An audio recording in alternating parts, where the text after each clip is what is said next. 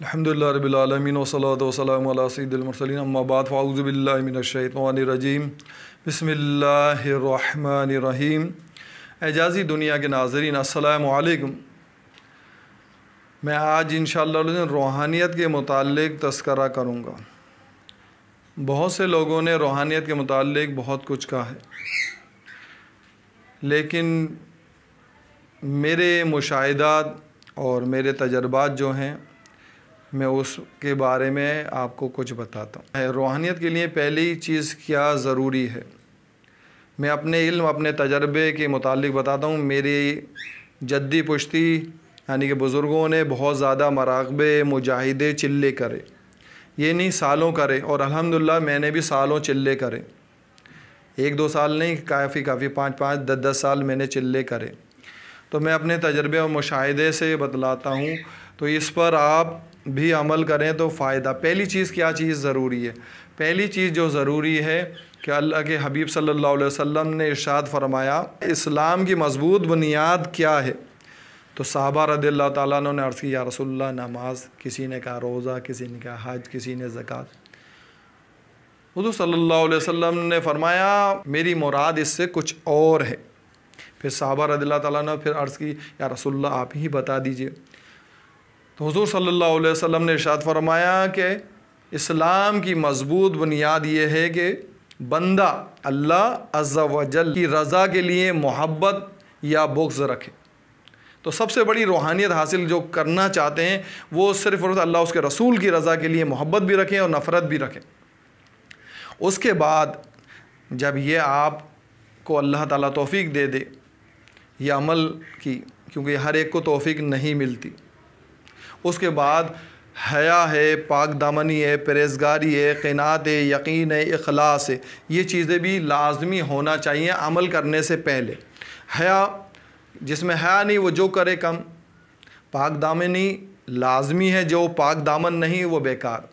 परहेज़गारी क्या है? इंसान जो भी रूहानियत में कदम रख रहा है, परहेज़गार वो होता है कि जो तन्हाई में भी गुनाह छोड़ दे। सामने तो हर कोई छोड़ देता है, गुनाह नहीं करता, बदतमीज़ी नहीं करता, गाली गलौच नहीं करता, लेकिन परहेज़गारी इस चीज़ का नाम है कि इंसान अकेले में तन्हाइयों में अल्लाह ताला से डरे, इसका नाम परहेज़गारी है। तो रूहानियत हासिल करने के लिए ज़रूरी है कि वो गुनाहों को तन्हाइयों में भी ना करे। क़नाअत अल्लाह की रज़ा पे राज़ी होना। सिर्फ यही मसला नहीं है कि अल्लाह की रज़ा पे राज़ी होना, काम काज छोड़ दे और कुछ ना करे, रिज़्क़ हलाल कमाए। क्योंकि देखें कानून अलग है, कुदरत अलग है। कुदरत यह है कि बग़ैर माँ बाप के औलाद हो जाए। हज़रत आदम अलैहिस्सलाम आए, हज़रत हव्वा अलैहिस्सलाम पैदा हुई बग़ैर माँ के, हज़रत ईसा अलैहिस्सलाम बग़ैर बाप के इस दुनिया में आए। तो ये कुदरत है, लेकिन कानून ये है कि माँ बाप के बग़ैर औलाद नहीं आती।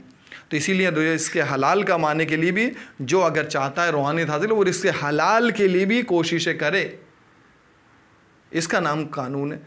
मर्ज़ हो जाए तो डॉक्टर के पास भी जाए, रूहानी तबीबों के पास भी जाए, ये कानून है। अब मेरे पास भी आते हैं, मेरे से भी मसले मसाइल पूछते हैं। मैं मरकज़ आस्ताना एजाज़िया पर लोगों को बहुत सी चीज़ों के बारे में बताता हूँ। और ये नहीं हमारा मरकज़ आस्ताना एजाज़िया ये सालों से चल रहा है, मेरी जद्दी पुश्ती यानी कि बुज़ुर्गों से चल रहा है, और अल्हम्दुलिल्लाह में चला आ रहा है और चलता रहेगा इंशाअल्लाह अज़्ज़ा व जल्ल सल्लल्लाहु अलैहि वसल्लम।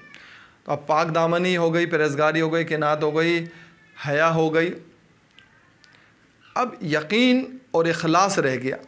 जो अमल रूहानियत में कर रहा है उसका यकीन कैसा होना चाहिए?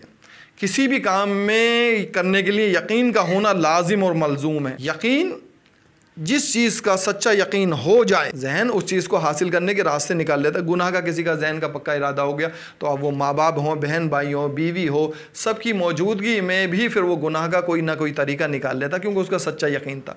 तो जिसको सच्चा यकीन हो पहले उसके लिए वक्त दे, रोज़ाना बैठे 2-4 घंटे दे, प्रैक्टिकल तो करे, सिर्फ सोचे नहीं, प्रैक्टिकल करे।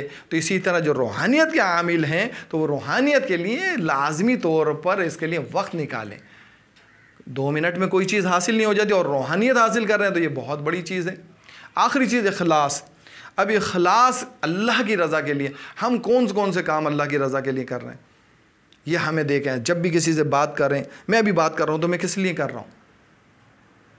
तो मेरे को देखना चाहिए, जिससे भी बात कर रहा हूँ, माँ से बात कर रहा हूँ, किसी का कोई काम कर रहा हूँ, मैं अपनी कोई गर्ज़ है, मेरी कोई मकसद है या मेरी कोई चीज़ मुझे हासिल करना, अगर मतलब तो एक अलग बात, लेकिन इखलास जो ज़्यादा रूहानियत हासिल करना चाहते हैं और वाकई में वो रूहानियत हासिल करने, उनका मकसद सिर्फ और सिर्फ अल्लाह की रज़ा हासिल करना हो, तो वो अपना मुशाहिदे करें और फिर उसके बाद इस मैदान में कदम रखें। इंशाअल्लाह इसकी रूहानियत की मैं दूसरी किस्त में इसकी मज़ीद वज़ाहत करूँगा कि रूहानियत हासिल करने वालों को क्या क्या चीज़ मज़ीद करना चाहिए। आज मैंने 2 चीज़ों के बारे में बतलाया।